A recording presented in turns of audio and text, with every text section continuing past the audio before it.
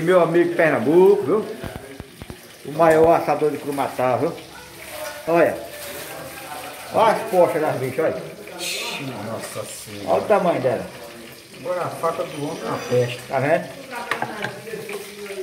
Olha aqui, ó. Uma curuzinha. Uma crumatazinha aqui, ó. Essa daqui tem espinha. Essa é uma piaba, velho, que ele tá misturando aqui.